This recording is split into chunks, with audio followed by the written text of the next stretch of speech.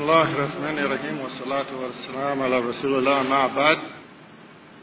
I greet everybody with greetings of peace for the Muslims in the audience. Assalamu alaikum wa rahmatullahi wa barakatuh. بسم الله الرحمن الرحيم والصلاة والسلام على رسول الله أما بعد. عندنا مسلمة ستة أركمون سلام تانا جاية تنتات السلام عليكم ورحمة الله وبركاته جتشون سيمان عند خيسانو بقنا جاية نفتني سنيجا أرانتنا ما تدري قافلة قرقدو جتروين عصوف دين عصوف يجلك أبوندرا دكتور ذاكر نايكيفي إسلامي ريسيرش فاونديشن كونفرنسي برخنا رتيكان إرمات وخنا في روسانيتيف غلطة أن الرامد دين سانف كالشوفر نمو قدنا في برباش ثم دلقا دكتور ذاكر نايكيفي إسلامي ريسيرش فاونديشن هو بتنجيتي نبدأ dalagaa jabduu saniif anis waan humnatiyyaa sagantaa irraa tana irratti waa gumaachuun barbaada. Gaaffiin namni hundi yeroo ammaa tana if gaafachaa jiru hiikaa mata duree sagantaa tanaa maali kan jedhu ta'uu mala. Gaaffileen gurguddoon tanfaadha. Gaaffileen gurguddoon gaaffii namoonni jireenya isaanii keessatti yeroo wahittiis ta'utaniif gaafatani. Awaama ta'uus nama du'a booda kaafamnee hin jiru jee amanu ta'uus Yahudaa, Kiristaana, Muslima, Hinduu, Budhaa ta'uus namni hundi gaaffii tan if gaafatee jira. Namni hundi jireenya isaa keessatti eenyutu na uume maafin asitti argame jechuun if gaafatee jira. Gaaffilee tanniin tartiibatti hin galchuu barbaada. Eenyutu na uume yookiin ammoo eenyutu nu uume gaaffii jettuun jalqabnee gara maaliif bakka tanatti argamne kaayyoon uumamuu keenyaa maali kan jedhutti ceena. Itti aansuunis deebiiwwan gaaffilee tanneen irratti hundooyinee gara gaaffilee itti aananitti ceena. Why are we here? What is the purpose of our existence? And then I'm going to move on to the logical extension, the answer that follows even after those two questions. So let's begin with who made us. Eenyutu nu uume gaaffii jettuun haa jalqabnu. Akkaataa warri awaamaa gaaffii tanaaf deebisaa kanan irratti hundaa'uun haa jalqabnume. Nama awaamaa tokko eenyu si uume jettanii yoo gaafattan wanni na uume hin jiru jee deebisa. Nuti uumamni dachirra jirru hundi bu'aa dhoohinsa guddaa yookiin biig baangiiti. Isaatu yuunivarsiitii kanaas argamsiise. Nuti ammoo bu'aa involuushinii yookiin dhawaataan jijjiiramuuti. Jijjiirama kanaatu lubbuun akka argamtuu fi lubbu qabeeyyiin garagaraa akka argaman taasise jee deebisa. Tun deebisaa warra awaamaati. Haa ta'u malee deebiin tun namaaf ni fudhatamti. Fudhattanii ana biratti fudhataman qabdu. Ragaa ammoo akka armaan gadii kanatti nisneef dhiyeessa. To begin with, let's look at the Big Bang. First of all, Big Bang yookiin dhoohinsa guddaa waan jedhamu laaluun haa jalqabnu. Dura irratti wanni hubatuu qabnu. Islaamummaan Big Bang yookiin dhoohinsi guddaan hin jiru je'ee hin balaaleeffatu. Islaamummaan Big Bang yookiin dhoohinsi guddaan hin jiru hin jedhu. Islaamummaan Big Bang yookiin dhoohinsi guddaan matummaan isaatu to'annaa Rabbii waa hunda uumee jala jira je'ee deebisa. Isa hamtu qalbii namaa biratti fudhatama qaba. Waanuma akka tasaa uumame yaada jedhumu yaada to'annaa Rabbii waa hunda uumee jala jira je'uutu fudhatama qaba. Big Bang yookiin dhoohinsi guddaan waan dhoohinsaan jalqabee miti. Big Bang dura waan biraatu ture. Dhoohinsaan dura hurree dhukkeetu ture. Hurriin dhukkeen tun walitti qabamte. Walitti qabamtee eega wal hacuucceen booda anniisa guddaa if keessa fidde. Tanaatu dhoohe. Hurriin dhukkeen tun eessaa dhufte. Dhukkeen duraa sun anniisni dhukkee san dhoose eessaa dhufe. And it was that exploded. So, where did this dust cloud come from? Where did the primordial dust, where did the energy come from for this explosion? If there is one thing we know from science, akka saayinsii irraa barannetti wanni lafumaa haanii argannu takka illee hin jiru. Seenaa yuunivarsiitii keenyaa kana keessatti dhoohinsi sun mudannoo haalaan guddaadha. Waan hunda dhoosee bittinneessee hawaa amma qabnu tana nuuf kanne. Hawaan tun ammaas akkuma beeknu bal'achuutti jirti. Garuu mudannoon tun akka tasaa akka dhufte akka taate akka amannu barbaadan. Mudannoo hawaa wal qixxaatte tan mudaa fi waan irraa nama jibbisiisu takka illee hin qabne fidde tana akka tasaa mudate jennee akka amannu barbaadan. Akkuma beeknu dhoohinsi biroo hundi waa balleessuu fi waa hammeessuu qofaan goolabama. Garuu dhoohinsi guddaan sun hawaa wal qixxaatte bareedduu tana tolche yaada jedhu akka fudhannu barbaadan. Kun fakkeenya dogongoraati. Haala fakkeenya kanaatiin saayinsumaatu saayinsii walitti bu'a. Maal jechuu isinitti fakkaatame? Hawaa tana namaaf ibsuu yoo barbaaddan yaada saayinsii walitti bu'u fayyadamuu qabdan. Contradicting the science that explains the existence of the universe. In science there is a general principle called entropy. Saayinsii keessa qajeelfama bu'uuraa kan waliigalaa kan entirooppii jedhamutu jira. Entiroopiin adeemsa tokko irratti wanni waan san ta'utu yoo hin jiraanne adeemsi sun gara jeequmsaatti jijjiirama dhimma jedhu hubachiisa. Waan kana mee fakkeenyuma naannoo teenya keessa jirutti fayyadamnee haalaallu. Manni ijoolleen teessan keessa bultu. Alawaanni yookiin kushiinaan meeshaa keessatti dhiitan. Akkasuma bakkee waa itti hojjettan yookiin warshaan guddaan keemikaala oomishus xiyyeeffannaa barbaada. Wantoonni kunniin seeraan to'atamuu baannaan jeequmsaatu dhufa. Manni ijoolleen teessan keessa bultu yoo hin qajeelfamne, bakki meeshaan itti dhiqamtu yoo hin to'atamin, akkasuma namni wahii warshaa keemikaala oomishu yoo hin to'anne, bu'aan harka nu jeequmsa waan akka qabaatii miti. Saayinsii waan kana nu barsiisa. Garuu dhoohinsi guddaan Big Bang to'annaan malee jeequmsa osoo hin taane hawaa hanqina yookiin mudaa takkallee hin qabne tolcha. Yaada jiru akka amanu nurraa barbaadan. Kun fakkeenya walitti bu'u. When the atheists explain our existence as living beings, haaluma wal fakkaatuun wayita namni awaamaa akkaataatti uumamne ibsu evolution yookiin dhawaataan jijjiiramuu fi natural selection yookiin bakka isaaf ta'u filatuu wantoota ja'an fayyadama. Dura seelii takkaatu ture. Seelii takkitti sanirraa uumamni dachii tanarra jiran kunneen hundi dhawaataan argaman nuun ja'an. Garuu wanni jireenya keenyarraa baranne akka nutti mul'isutti waan tokko qalbifnee ilaallee wanni sun eessaa akka dhufe beekuu ni dandeenya. Suuraa wahii yoo garre namni suuraa sun kaase akka jiru ni beekna. Siidaa yoo garre namni boce akka jiru ni beekna. Fooqii gaafa garre ogeessaa fi dhaabbanni konistirakshinii akka duubaan jiru ni beekna. Garuu uumama dachii guute kana ilaallee wanni isaan uumeen jiru ifumaaf argaman yaada jiru akka fudhannu barbaadani kana wanni isaan nuuf dhiheessan. Wanni namni awaamaa nuuf dhiheessu bakka uumaan hin jirretti numaatu naannoo nuuf ta'u filatee dhawaataan jijjiiramaa dhufee nuun ja'a. Namoota yaada kana dhiheessaniif gaafiin qaba. Naannoo ifiif ta'u filatuun natural selection waan hedduu nuuf ibsuu danda'a. Sanyiileen garaagaraa maaliif bakka sanitti akka argaman nuuf ibsuu ni danda'a. Galmee lafeelee ilaallee bineensi sun maaliif akka naannoo san jiraate ibsuu ni danda'a. Daayinosooriin eessaa akka dhufe ibsuu ni danda'a. Akkam akka ta'es ibsuu ni danda'a. Garuu ruuhiin eessaa akka dhufte akkamitti ibsuu danda'a. Ruuhiin dhawaataan jijjiiramte jaanii akkamitti ibsuu danda'an. Lubbuun ilma namaa hoo dhawaataan jijjiiramte jaanii akkamitti ibsuu danda'an. Lubbuu jechuun humna qaamni tokko eega jaarameen booda akka jiraatu taasisu. Ammaan tana saayinsiin sadarkaa qaama ilma namaa nama tokkorraa baasee nama biraa keessa kaayuu irra gahee jira. Waan qaama ilma namaa fakkaatus tolchuu danda'ee jira. Garuu saayintistoonni addunyaa tanarra jiran hundi walitti qabamanii osoo yaalanii qaamni sun lubbuu akka qabaatu godhuu danda'an. Goflaa yookiin kooluu ilbiisaatuu tolchuu danda'an. Kun hundi waan Rabbiin keenya wal qixxeessee uume. Nuti qaamaaf lubbuu kennuu hin dandeenye. Ilmi namaa takka du'ee jennaan dawaan fedhe nama du'e san kaasuu hin danda'u. Nama du'e san keessaa qaamni gariin faayidaa ni qaba. Garuu osuma qaamni waa dalaguu danda'u jiruu lubbuutti deebisuun dadhabame. Dubbiin ilmi namaa natural selection bakka isaaf ta'u filatuun seelii irraa dagaagee jettu tunis yaada faallaati. Yaanni saayinsii haala kanaa yoo hubanne wal dhawa. Waggoota miliyoonaaf evolutionii fi natural selection keessa dabarree as geenye jechaa fakkeenya garaagaraa nu kennan. Kanarratti akkana nuun ja'an wanni addunyaa tana keessa jiru hundi yoo to'annee qajeelchine malee hundi ni jeeqama. Big Bangii fi evolution qofaatu to'annaan malee ifuma isaaniitiin waan wal qixxaate kana tolchan nuun ja'an. Warri yaada kana fudhatan ni jiran. Garuu warri sammuun iftee hubannootaa fi warri qalbiin isaanii banaa yaada kana abadan hin fudhatan. It is not of those who are enlightened, it is not of those who have open minds or open hearts who accept that explanation. The Arabs have a story that they like to tell. Ummanni Arabaa oduu durii takkatan yeroo hunda himan qaban. Namni baadiyyaa tokko gammoojjii keessa osoo deemaa jiru burqituu gammoojjii keessaa takkatti dhufe. Burqituu san keessa masaraa yookiin fooqii bareedduu takkaatu jira. Meeshaaleen ijaarsaa tan masaraa saniin jaaran naannoo saniin jirtu.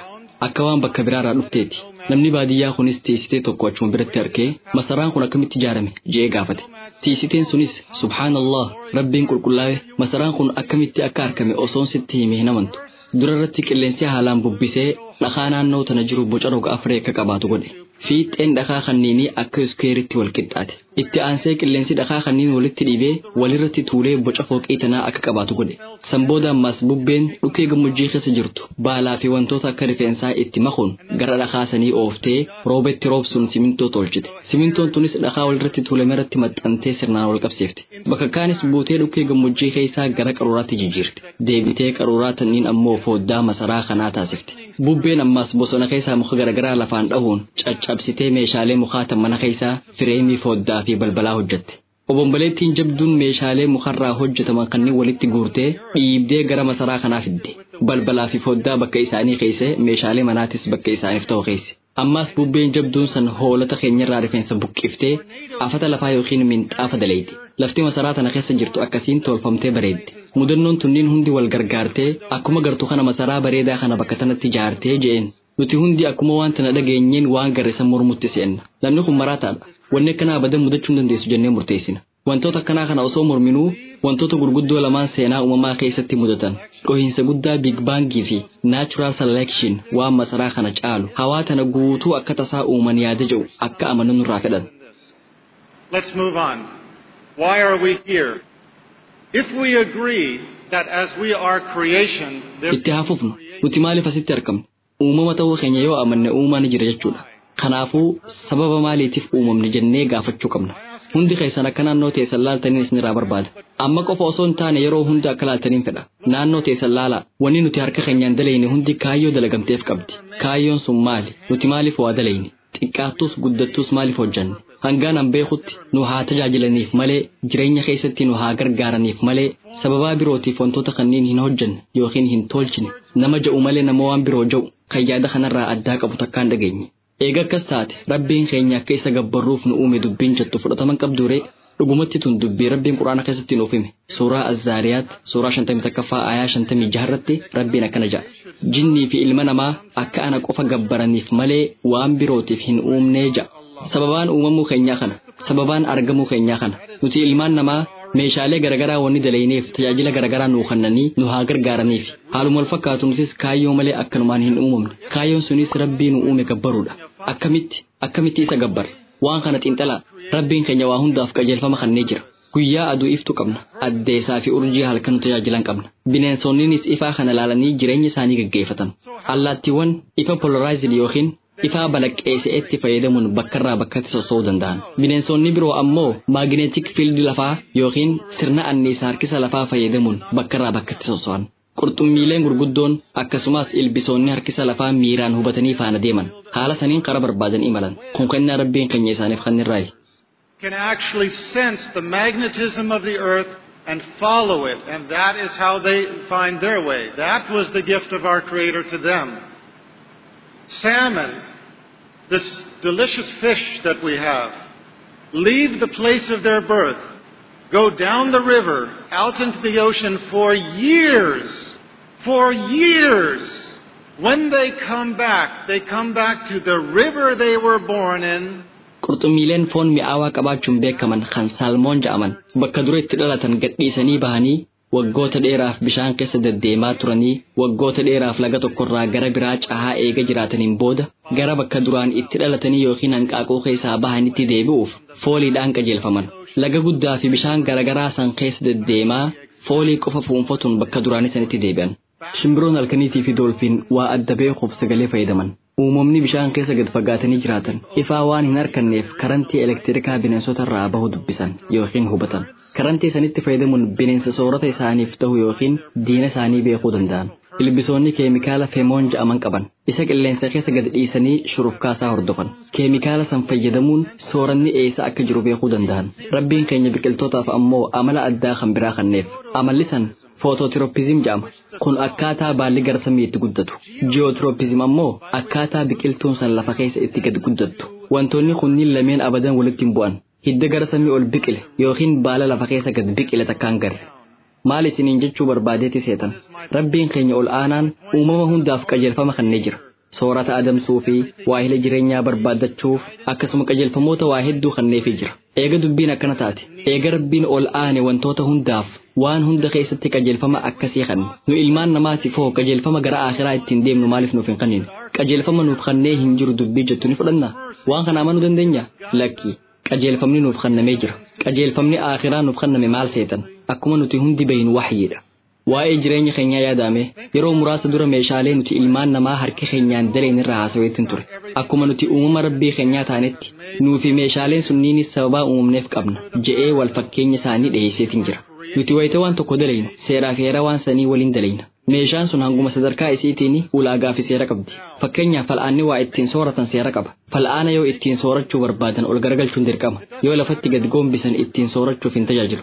Bocni fal'aanaa akka qabataaf tolutti hojjetame. Yoo fiixee isaa qabanne ittiin soorachuu hin dandeenye. Bakka harkaan qabachuuf qophoo'ite qabachuun dirqama. Wanni kun dubbii salphaa isinitti fakkaachuu danda'a. Waan kana ni beekna jechuu dandeessan. Kun dhugaa ifa jiru. Garuu nuti yeroo hunda akkas hin turre wayita daa'ima turtan san fal'aana san bakkuma harki keessan irra oole qabattanii jirtan ta'a. Tarii soorataas afaan kaayachuu dadhabdanii jijjiisitan ta'a. Tarii afaan kaayachuuf jecha ijattiif neexanii jirtan ta'a. yeroo daa'ima turtan sanitti kaayyoon isaa akkas ta'uu hin beektan waan sasalphaa kanneen adaduma guddachaa deemnuun barre wantoota walxaxaa ta'an garuu barachuun ulfaataadha sababa kanaaf warshaan meeshaa walxaxaa oomishu maanuwaala yookiin qajeelfama waan san ittiin fayyadamnu nuuf kenna televezyiina makiinaa fi kompiitara wayita binnu maal wajjin binna maanuwaala yookiin qajeelfama wantoota sanniin ittiin fayyadamnu waliin nuuf kennan qajeelfamni kun eenyuun barreeffame dhaabbanni televezyiina oomishu sooniin televezyiina paanaasooniik jedhamuuf qajeelfama barreessuu ni danda'a dhaabbanni mootora oomishu kan foord jedhamu qajeelfama makiinaa hiyuundaayiif ta'u yeroo inni barreessu gartanii hin jiru qajeelfamni meeshaa san ittiin fayyadaman kan barreeffamu dhaabbatuma meeshaa san oomisheen sunis nama waa'ee meeshaa sanii sirriitti beekuun qajeelfamni jireenya keenyaatis uumaa fi qaama sirriitti nu beekuun barreeffame. Think of any instruction manual you ever read. It starts with what? Mee qajeelfama meeshaalee amma dura dubbistanii tokko yaadadhaa. Maaliin jalqaba? Akeekkachiisaan jalqaba. Akeekkachiisa. Meeshaa tana karaa dogongoraatiin yoo fayyadamte maaltu mudata? Itti aansuun akkamitti akka fayyadamuu qabdan isiniif hima. Tajaajila gaarii kan argattanis haala qajeelfamaatiin yoo fayyadamtan akka ta'e isiniif hima. Qajeelfamni sun maaliin xumurama? Furmaata rakkina mudatuu danda'uu himuun xumura. Wanni kun wahyii Rabbi biraa bu'een maal garaagarummaa qaba? Wahyiin waan irraa dhowwamuu qabnu nutti hima. Wantoota sanniin dalaguu keenyaaf maal akka mudannus nuuf hima. Maal akka dalaguu qabnus nutti hima. Bu'aa waan san dalaguu keenyaaf arkannus nuuf hima. Rakkoon mudattuufis furmaata nuuf kenna. Karaa gabaabaan yoo rakkoo keessa seenu akkamitti rakkoo san keessaa bahuu akka dandeenyu nu qajeelcha. Akkamitti akka mudaa keenya furree daandii sirriitti deebinu nu akeeka. In other words, it tells us how to sort ourselves out if we have a problem. How to correct our deficiencies and guide ourselves aright. In other words, it tells us how to sort ourselves out if we have a problem. How to correct our deficiencies and guide ourselves aright. Now, if you meet the specifications of what your duties are, dirqamnis ni barbaadamu maal akka ta'e beeytanii dirqama keessanii yoo raawwattan badhaasanii fudhattan isin hojjetaa dhaabbata tokkoo taatanii dalagaan teessan hamma barbaadamtuu gadi yoo taate maaltu isin mudata ni ari'amtan yookiin akka afaan ingiliffaatti you get fired jecha fired jettu tana sirriitti yaada dalagaa isin barbaadamtu seeraan dalaguu dhabuu keessaniif waan isin barbaadamu gad dalaguu keessaniif wanni isin mudatu ari'amuudha jechi fired jedhu akkanumatti waan lafa argamee miti.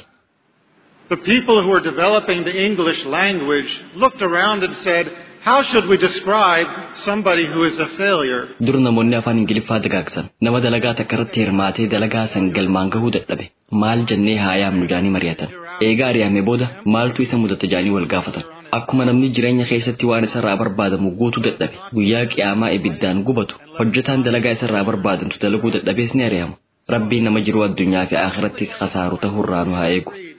Qabxiin hangammaa isiniif dhiyeesseen nuti uumama ta'uu fi uumaan nu uume ammoo ni jira jedhu irratti waliigallee jira jeetti nabdadha.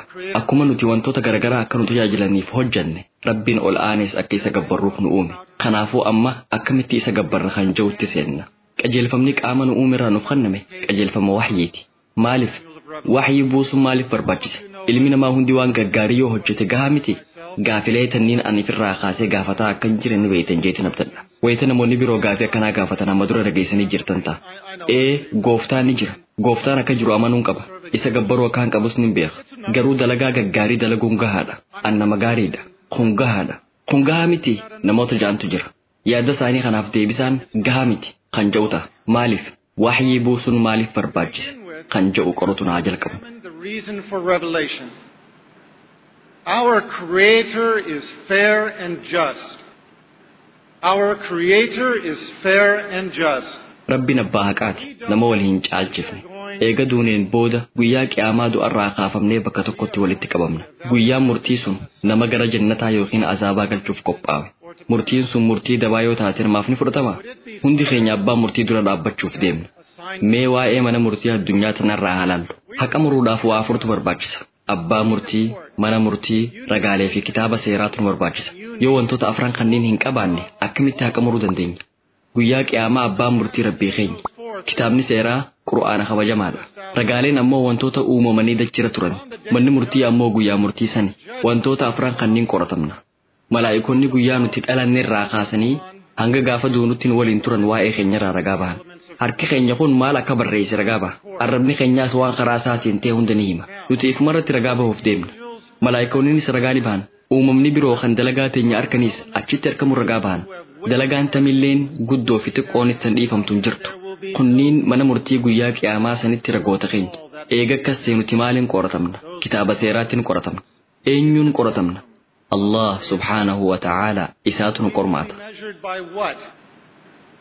By a book of laws.